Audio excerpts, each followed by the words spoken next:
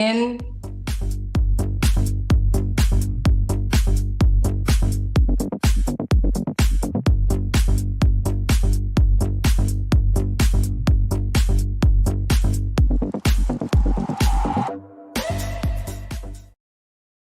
Well, good morning, everyone. Welcome to the Couples Academy Show. My name is Hassani. And I'm Danny. And we are here for another great conversation. Listen, guys, we're talking today. It's Q&A day. It's your opportunity to ask your questions about whatever is going on in your life, whether you're single, dating, committed, in a courtship, relationship, married, it's complicated, separated, divorced, whatever your situation is, bring your question. We're here to answer it because we're talking about the most viral relationship questions on the internet. You know, people are always talking about relationships, but they're getting answers from people who may not be qualified to help them in their situation. And we want to be that for you today. So before we get into today's topic, hey guys, make sure you like, share, and subscribe, and definitely hit the notification bell. We are still spreading this message for every corner of the earth, and we want to make sure that you can help us to do that. And Hassan, I think it's interesting that relationships is such a complicated conversation. You know, I mean, relationships it's one of the oldest things ever established. I mean, in the beginning, there was a relationship between Adam and Eve. And you would think by now we would figure it out. We would have all the answers. We would have cracked the code, all these things. But after all this time, we still are confused about how to do things, what to do, what not to do, how to move through things, how to communicate. The biggest issue in relationships is communication, how to manage our money. So there's so many issues that we're still struggling with. And even through all that, relationships still thrive. We still want to partner. We still want to be with one another. So I'm excited about today's show to maybe try to crack the code on some of these questions that are viral on the internet. Let's definitely crack that code. But before we jump in, just a few quick announcements. First of all, June 13th through the 14th, 2025, last chance weekend. It is your opportunity to sign up and register. For more information, just go to the website, set up a discovery call so that we can give you the information you need to help transform your life. Then, Danielle, break it down. Well, you know, guys, we do the Phoenix Awards Gala. We actually had our inauguration with the Phoenix Awards in 2003, I believe it was. And so we took a break to reform and try to figure out the best way to do it. And we are so excited about partnering with Heart Life Ministries, who is run by Nisha and Wes Stringfellow. And they do an amazing job with retreats. As a matter of fact, they put us out of the retreat business, didn't they, Hassani? When we discovered them, we were like, we're done. Hang that on a hanger. We're going to bring all of our people to this.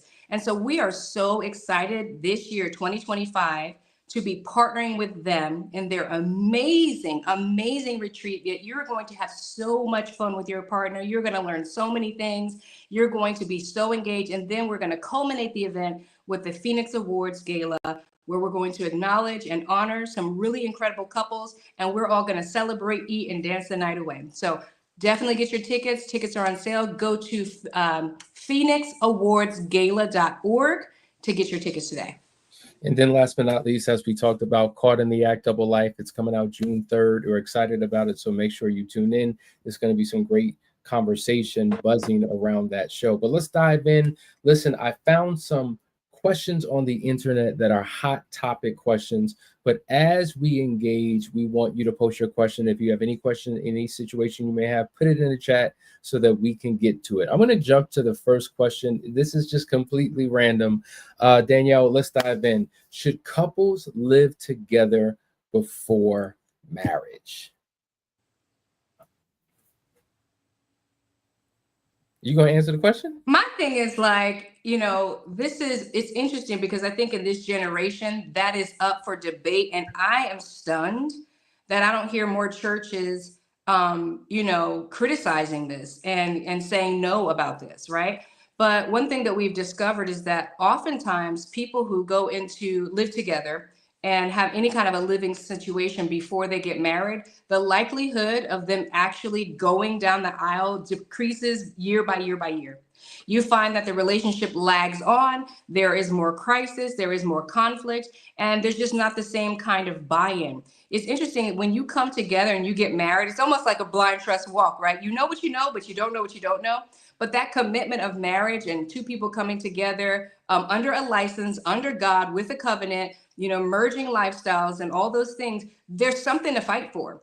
And the truth is that after the in love feeling diminishes and it transitions, and you're now having to actually work to build this relationship, to create that longevity, there's so much more buy-in when you're already married. But when you're not even married yet, the option to leave is always there. And it's a lot easier to make it and to just keep kicking that marriage can down the road. And we see it over and over again. So I say, no, it is not a good idea to cohabitate before you get married.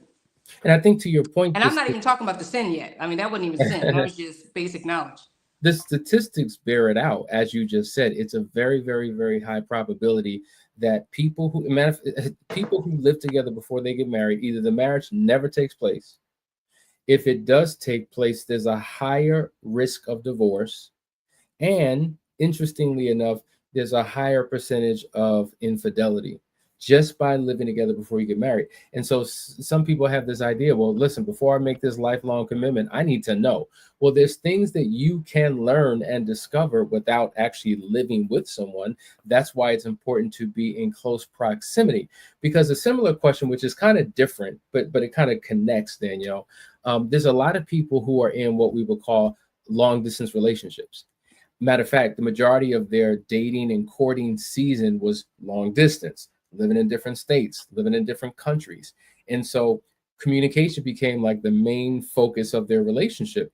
And so they got to the point where they felt like, I know you, I love you, we need to go ahead and do this. So they get married and then they move in together, right? So the question is, do long-term or long-distance relationships sometimes work against you in terms of being ready for marriage? I would say yes. So just like moving in together prematurely before I do can be problematic, if the majority of your relationship was long distance and you didn't get a chance to experience that person up front, knowing who they are inside out, observing them, being around them, their family, learning habits, learning types of things, then that becomes a problem as well. So if you're long distance, before you get married, make a decision to move in close proximity and do life together and experience things together so that you can observe them from a completely different perspective to see what you would never see on a phone call, in a Zoom session, in a Google Meet or a FaceTime. Well, and listen, there's so much truth to what you're saying, and there's so much experience we've had where that has served a couple, right? That there's a struggle with the long distance because of the variables inside the relationship, right? Because long distance, there's problems, potentially there's infidelities, as you mentioned, a higher probability of infidelity. This isn't somebody living together though, which was the original question. This is somebody who is, dating long distance. But just going into that, in this generation, a lot of people are actually dating long distance because they're meeting online. Okay. And one thing also that is coming up now, we didn't date like this. I think by the time we were together, it was a boom of online dating. Do you remember when online dating was for weirdos? Like we're like, you met online. Do you know her? Right. But then the statistics show that when you're dating online, because you're distant, because sex is not really on the table, right? You're getting an opportunity to connect with this person emotionally. Like how we did on the phone, how we would be on the phone to like almost 24 hours. Like we would fall asleep on the phone. We wake up, hello, good morning. Like we were on the phone 24 hours, bonding and connecting, right? I think where people mess up big time is taking that relationship that was developing naturally and in a positive way, and then saying, hey, this is it, this is my person, I know them, I feel like we are bonded and I know everything about him, I'm in love, and moving in together before you get married, because you don't know what you don't know. Remember how when we got married, I was talking about who moved my toothbrush, because you have your ways of doing things, and those things are designed to break you down. Marriage is designed to break you down so that you can become one. Two whole people come together to break down and to become one. It's a metamorphosis. You know, when a caterpillar goes into that cocoon, it breaks down. It's not a whole caterpillar in there anymore. It breaks down and then metamorphosizes into a beautiful butterfly. But when you don't have that commitment, when you're not married, when you're not bonded, there's no covenant over you. You know, when the going gets tough and the tough gets going, and it will, it's just so easy to bail. That's a fact. That is an absolute fact, Danielle. Listen, we have a question that just came in. I think this is a powerful one. I want to start it off and then I want to hand it over to you. And this is a question that we get oftentimes. And the question is, what about being married to a narcissist personality? Can it get better? So, narcissist is such a loose term that is thrown out there. Matter of fact, the internet has been flooded with people creating videos, experts creating videos on narcissism. And so when we see them and we hear about these traits and behaviors, we automatically attach it to our spouse because we see signs and symptoms or elements of this narcissistic personality disorder. And so my question is, has your spouse gone through testing and been determined as a narcissist personality disorder? Is that a condition that your spouse has? If so, now we need to have a real conversation about what life looks like when you're married to someone who is of that mindset. Now, it has been said that every human being, all personality types, have elements of narcissism within them. Now, some have larger degrees, some have sprinkles, right? So I think that I have to be careful how I respond to this because you may see tendencies. Matter of fact, we've done countless episodes breaking down narcissism in a comprehensive way. And so, can it get better? It depends on the degree of the narcissistic behavior that that person has. It depends upon if they've been diagnosed with the disorder. And so, a further conversation would have to happen to answer that question. But in a broad sense, that is my approach to that question. Danielle, what would you say? I mean, first of all, let me just say that I am not a psychologist or a licensed therapist, and so I'm gonna lean on the experts for the scientific aspect of it, and to say that what I have learned as a student is that if you have been diagnosed with narcissist as a narcissist, right?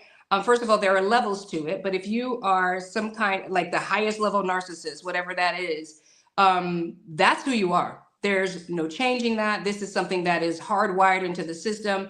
Everybody in that field would say there's no changing there. But because I'm also a student of the Spirit of God and his power and the authority, I believe that anything is deliverable. I mean that God is able to do all things. And so sometimes some of these characteristics that you're seeing, because they are strongholds, right? Which is another word talking about this being hardwired into their system.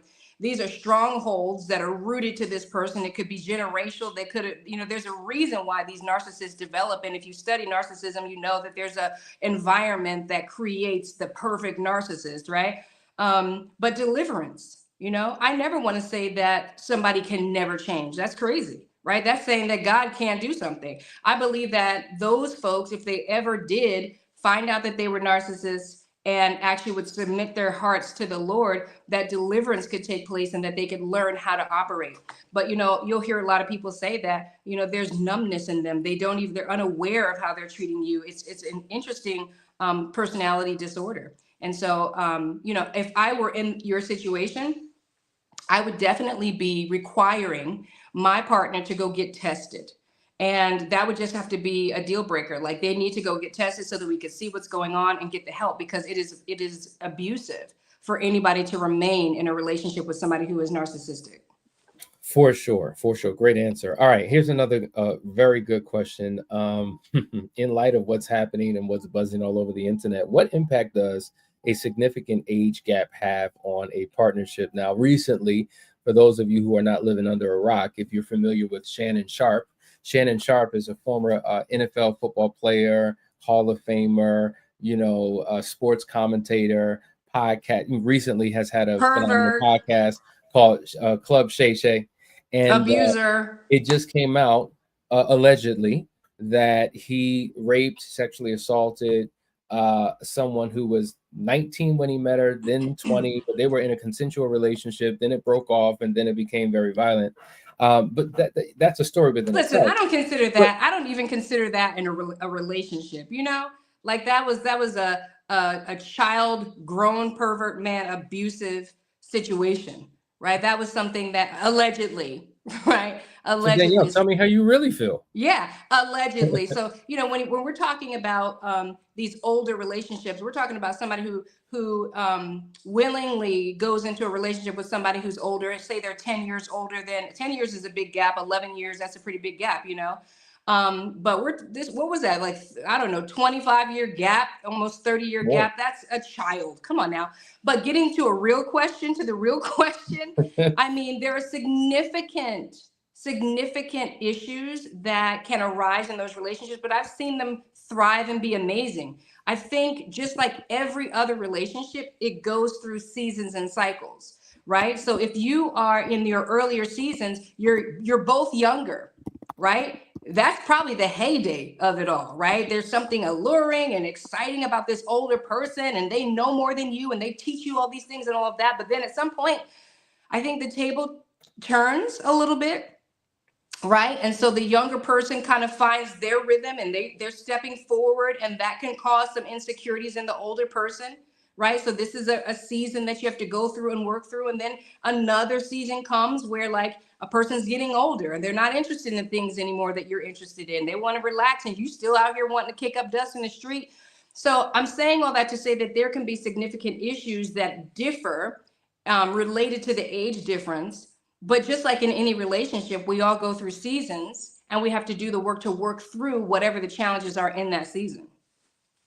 Yeah, I think that's true. I think there's, to your point, a major difference when there's a 30 plus year age gap What is that? versus a 10. And I think you really have to know what are you doing this for? Like when we see, the 25-year-old woman who, gets engaged and married to the 69-year-old man, what is that really about? You understand what I'm saying? So you really got to check your motives. Now, I know that the age gap can go both ways. Older woman, younger man, older man, younger woman. At some point in your life, it could be a fetish. At some point in your life, it's just like, man, I caught myself an older such and such or younger such and such. So it does something to your esteem and makes you feel good. But there are challenges like long term, because sometimes they're genuine. Let's just be honest. There are some genuine, healthy relationships, but there's a significant age gap, right? And there's nothing wrong with that. But there are going to be differences in life stages that you go through. When I hit my 50s and you hit your 30s, we're dealing with two completely different things, right? These generational gaps can cause challenges in a relationship when it comes to communication, when it comes to expectations. I mean, just think about health and aging as an example. So this thriving couple, now one becomes a caretaker to the other because they're dealing with complications that they didn't have before. Maybe they have different expectations when it comes to family. Someone wants to settle down, they want kids. Someone's just like, I haven't been there, done that. I'm too old for that now, right? So I think that if you're going to get into a relationship, you really have to consider, you kind of have to look 10 years, 15 years, 20 years down the line to see what this compatible relationship will look like then, and have those serious conversations to determine if it's even worth pursuing. So that's how I would kind of answer that question. The chat is blowing up, and so we're going to go to some of the more questions. But here's another one, Danielle. Here's another one. Is jealousy, okay, a sign of love or insecurity? This is a pretty good question. Is jealousy a It's sign of love or insecurity. insecurity? Insecurity. There's nothing good about jealousy. Jealousy comes from a place of lack and a place of fear, right? So that's not love. And if that doesn't mean that the person doesn't love you, but it would definitely be a distorted love, because oftentimes when you're a jealous person, you want to remove that person that you're in love with from their world and from the things that are threatening to you. So based on whatever your insecurity is, like if your insecurity is his or her bond with their family, then you're going to have an issue with their family, and now they become the enemy. and you're going to do everything that you can to try to divide that person that you say that you love from their family. You know, it doesn't matter what it is. If it's something that they're thriving in at work, you know, suddenly the thing that gives the person joy becomes a threat to the person that's jealous. So there's nothing loving about that. That is somebody's insecurity and distorted love at best. Mm, Yeah, and I agree with you. Jealousy is something that people oftentimes will bring into a relationship. It has nothing to do with what the other person is doing or not doing, but sometimes it can be triggered by what somebody is doing or not doing. I think it's something worth discovering and working through because it can cause havoc and hell in a relationship and can turn what could be healthy into something that is extremely unhealthy. And obviously, we deal with this every single day with the couples that we deal with.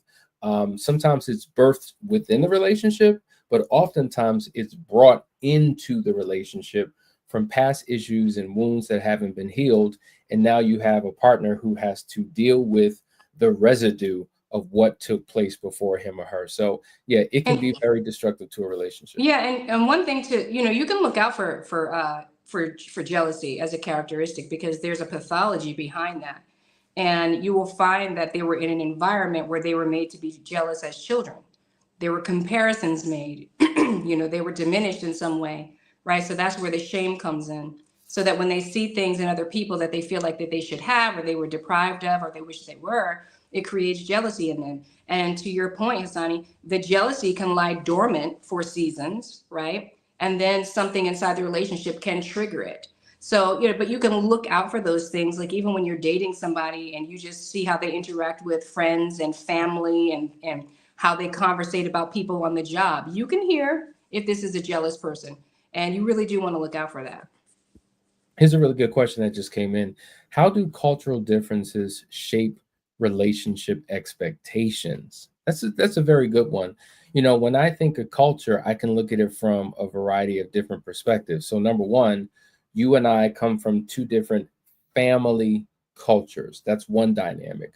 You know, if we belong to maybe the same faith tradition, as an example, but grew up in different churches or different denominations, there is a religious culture, if you will, that's different in terms of how we do things. Then you have ethnicity, right? So one may be Haitian, one is Jamaican, two different ethnic cultures. Then you have, okay, well, we live in America. That's a culture within itself. You're from a foreign country, right? You know, so I'm dating somebody who's in, Great Britain, different cultures. And so there's oftentimes a culture clash when two people come together, which is a normal thing, but it's what you do with it. And I think that you have to learn to create a culture for the relationship that you are in. What are the good things from our individual cultures that we can bring into the relationship that will enhance who we are as a couple? And what things may not be so great that we're deciding as a couple we're going to leave out? I think that's critically important because think about it. Companies have a culture, organizations have a culture. You belong to a team, there's a team culture. Culture is shaped by beliefs and behaviors and expectations, and it keeps everyone in alignment. And so if you're not open to doing something new with the person that you come into a relationship with, forming a new culture, it can cause major problems in your relationship. Yeah. And, you know, I think that everybody is going to have a culture clash, to your point. I think about you and I mean, something so simple that, like, I was raised in a house majority of boys, and you were raised in a house, well, it's not a big household, but majority girl, right? Your mother, your sister, and then your dad. So there's that opposite. But one thing that I think culturally benefited us is that I was accustomed to being with guys. And so there were a lot of things that I've heard some of my girlfriends who got married that they were complaining about and super frustrated about living with their husbands because they had not been exposed to being around males. And so there are cultural things that can benefit the relationship and there are cultural things that can be non-beneficial.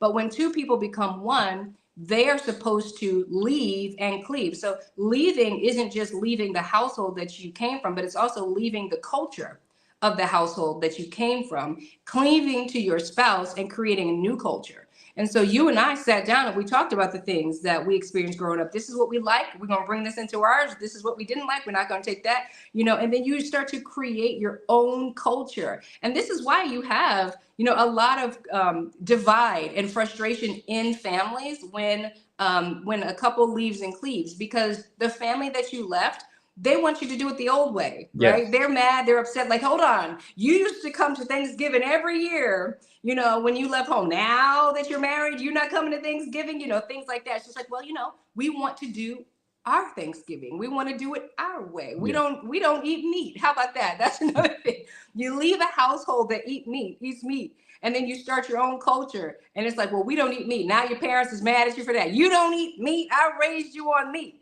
So culture is a beautiful thing. And, the big thing here is being teachable and flexible and bringing those things from your culture that are going to serve you, serve your family. And hopefully it's under God, right? So that now you have a beautiful culture that's submitted under God. You always have an authority, and it's your own vibe. 1000%. Last question before we end the show. I think is appropriate for us with what we do. And the question is, can a relationship survive infidelity and regain trust? Well, I'll tell you one thing, if it couldn't, we wouldn't be doing what we've been doing for the last 18 years, helping to restore relationships. Now, let me tell you something. It's not going to be easy. It's going to be a journey, and you have to be committed to a process. And it's not always going to feel good. It's not always going to be comfortable, because listen, at the end of the day, when you decide to move forward and restore your relationship, you're going to have to do things different. There are things that you're going to have to give up. There's a lifestyle change. There is a part of your identity that needs to die and to be reborn. Like, it's a whole transformational experience that you have to go through if this is something that you ultimately want. I think what happens is people try to convince their spouse why they should stay, but yet and still they want to remain who they've always been. And doing more of the same will get you more of the same. Being the person you've always been will help you wind up in a similar situation that you're trying to get yourself out of. So yes, trust can be restored, but it is a very specific, systematic, what I would call system of accountability that you have to engage in, and you have to say goodbye to the old and embrace something completely new. Yes, and I would say, as we always say, trust is lost in buckets and gained in drops. And it really is a mutual exchange, right? It's hard for people are always breaking trust and then saying, I've changed. I need you to trust me and believe me. I've changed. I can't trust you and believe you. I need you to do an exchange with me. I need you to show me via actions, opening up your life, being transparent and honest, sharing with me the things that you would keep locked away in some secret box. I mean, people who break trust have a lot of secrets and compartments. I need you to open those things up. And every time you open up another area of your life that was closed to me, now I can exchange another drop of trust. We're both putting drops in this bucket. It's not just me waiting on you to fill the bucket with trust drops, but I also have to give you the exchange, because once you start to show me who you are, and I'm starting to see, okay, I see the changes, but I don't know, right? Once you start showing me, it at least gives me some form of certainty to say, okay, in this area, I see growth and I can trust that. What I can trust now is that I know that, you know what? He's going to leave the cell phone. I'm saying he because I'm a female. He's going to leave the cell phone on the table and he doesn't care if I see it. You know what I'm saying? Whereas before, he was covered in that thing. It was in a pocket somewhere. I never could have access to it. So I can trust that. Or here's a drop, or when he says he's coming home at 7:00, he is here at 7:00 on the dot. Or he called and checked in and said, hey, babe, I'm in traffic. I just want to let you know. I don't want you to fear or think anything. Like, where's that level of transparency and contrition? When trust is broken, there's this expectation after remediation, after repair, after you've gone through an intensive, that I should just immediately trust you today. Absolutely not. And where is the heart to say, okay, I'm exhausted of proving my trust, but guess what? I'm going to do everything that I can to let this person know that I'm never going to be that I'm never going to break this trust again. So I'm going to over exaggerate sharing and letting this person know that I'm a new person. Where's that? That's how you start to bridge the gap and close the gap. So if you want trust from your spouse, and this can happen, right? It requires a mutual exchange. It's almost like a dance, and you're doing it together, and you're both adding drops to this bucket so that you can trust again. Yeah. But yes, it is possible. You know, it's interesting, Danielle. A lot of people use the term trust. Trust was in the question. Trust is in another question we didn't get to. But ultimately, I don't believe that that's ultimately what people are looking for. People are not looking to trust their spouse. They're looking for certainty, because even with trust, there's some doubt in there. There's some, I'm willing to give you the benefit of the doubt. You've shown me some things that makes me think that I can trust you, but you want to get to a place of certainty. I say this all the time. When I sat down in this seat to start this podcast, I didn't have to trust that it would hold me up. I didn't have to believe that it would hold my weight. I had absolute certainty. Why? Because I've sat in this seat many times. And you know, at the end of the day, when you say trust is lost in buckets and gained in drops, because of consistent behavior, consistent examples, consistent evidence proves that there's absolute certainty that this is going to support me. And so it's Yes. a journey. And really, I know we said we're going to go, but this is a question that I think. Wait, one more thing that I want to say is that trust, that bridge to trust, at the end of it is certainty. And that's why we have to do that dance and contribute to the bucket that was lost of trust. Because at the end of that road, and it is a long road, and it leads to the question that you're going to, right? It is a long road, but at the end of that road, if both people play their part, you can reach certainty. So go ahead to answer this question. Yeah, I think this is a phenomenal question, because some people say, well, golly, how long am I going to have to pay for this? How long are you going to keep me in prison or in jail? And so I do believe along the journey of restoring trust, which enters into certainty, certain things can have time limits on it, because we look at them as training wheels. Like we're learning something, we're developing something, and certain things can be removed, but then other things have to become permanent. They become the new norm. So I'll give you a perfect example. Let's just say, because I have zero trust in you, for a period of time, as I'm trying to restore it, we need a GPS tracker, because I don't know, I can't trust you as far as I can see you. So there's a huge deficit there. So I need to know where you're going. After periods of consistency, maybe I don't need that anymore. We can release that.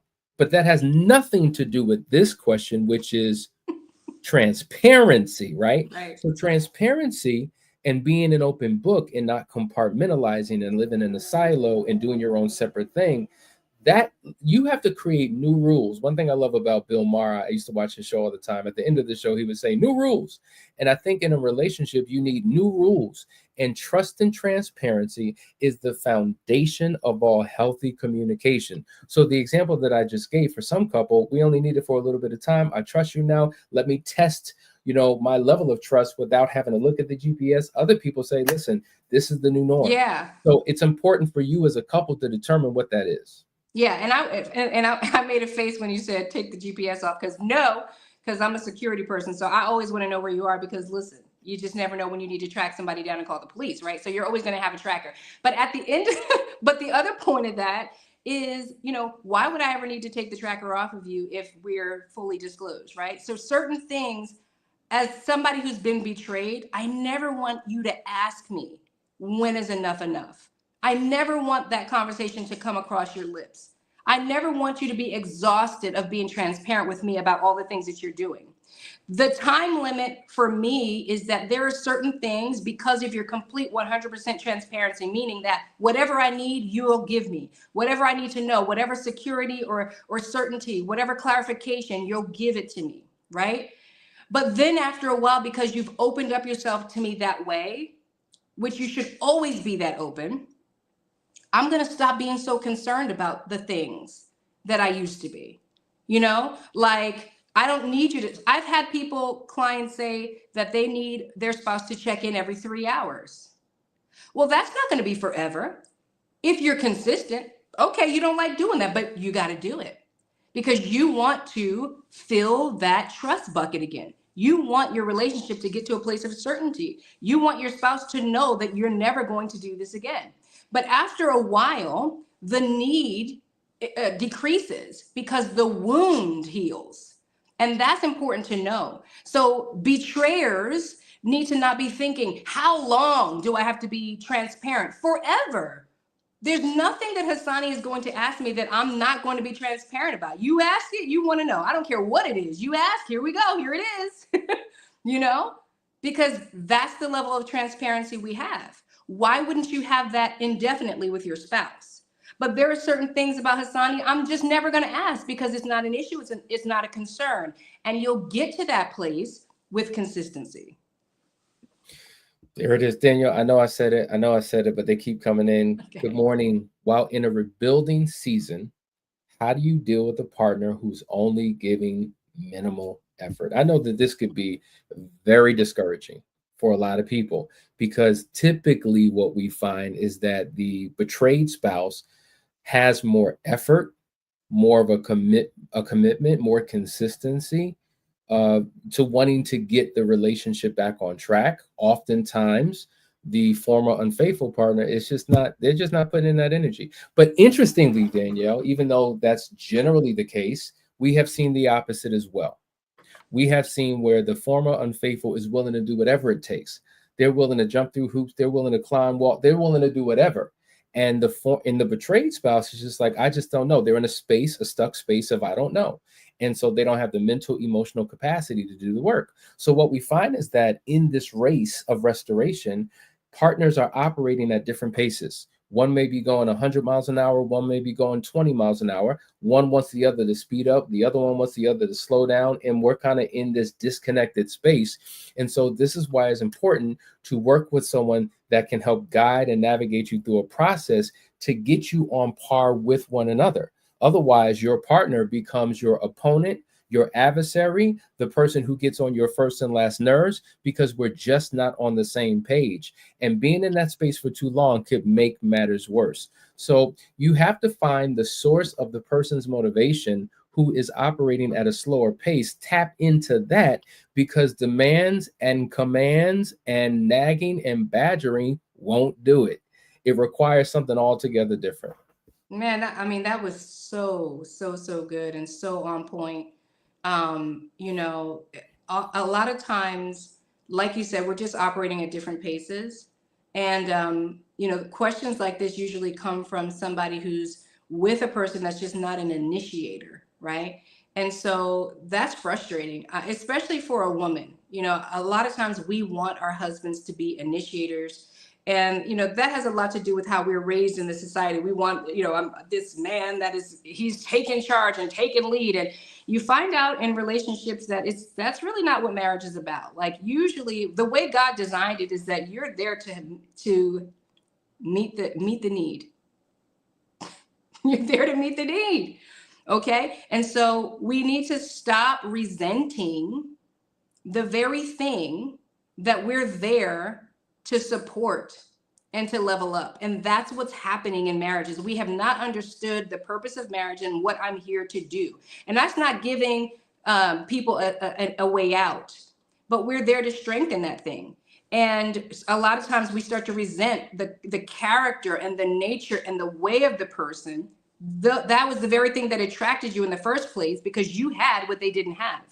And so oftentimes it's really your prayer posture, focusing on you, developing your characteristics, because we are focused too much on the inconsistencies or the lacks that our husbands have and not enough focused on strengthening our own lack. And if we did that, we would find that some of that pulls the entire relationship up, not just by motivation, because when your husband sees you kick into gear and do certain things, oftentimes it motivates them to do more and to be more. And so sometimes it's really drawing a circle around your own 2 feet and working on you. And that elevates the marriage. It inspires him to do more and helps him be the man that he's supposed to be. Powerful answer. It's just real. And I'll just say this too, that, you know, we all marry different men and different men have different needs. Okay. And so I really wish that when people got married, there would be a very in-depth course and class on what marriage really is. We have it wrong. And we think that marriage is supposed to Women go into marriages thinking, I'm supposed to be leveled up in this marriage. This is going to level me up. And that is exactly the opposite of it. You going into that marriage, you're the level up if you're a wife and if you understand how to play your role. You said something there. This has been a great conversation. We appreciate the questions. Listen, guys, if you're in a stuck place, if you're struggling to figure things out, if you want your relationship to get back on track, what are you waiting for? You need to come to June 13th through the 15th, Last Chance Weekend. It's happening in Atlanta. Reach out to us, set up a discovery call. Let's see how we could serve you. I think what would be helpful is not just hearing from us, but from hearing from other couples who've gone through the journey and have experienced a transformation in their marriage. So we're going to end our show today by you hearing about a couple who was in a very dark place, turned things around, and we'll see you tomorrow for another great episode. We love you, and there's nothing you can do about it. Man, let me tell you something. There's really no words I can have. I know from coming to the Second Chance Weekend, it's been phenomenal. Every man, every woman, I don't care what you think about your marriage. This place right here, Hassani, Danielle, and the whole team are incredible. I'm a different man. I am a totally different man. My wife now to me is everything. And not only that, but I've learned more about myself. You gotta come. Kim Jacob from Apple Valley, California. Amazing. You gotta get here. This weekend has been life-changing. It's something that we will never forget, and it's definitely a blessing. If you can get here any way possible, get here.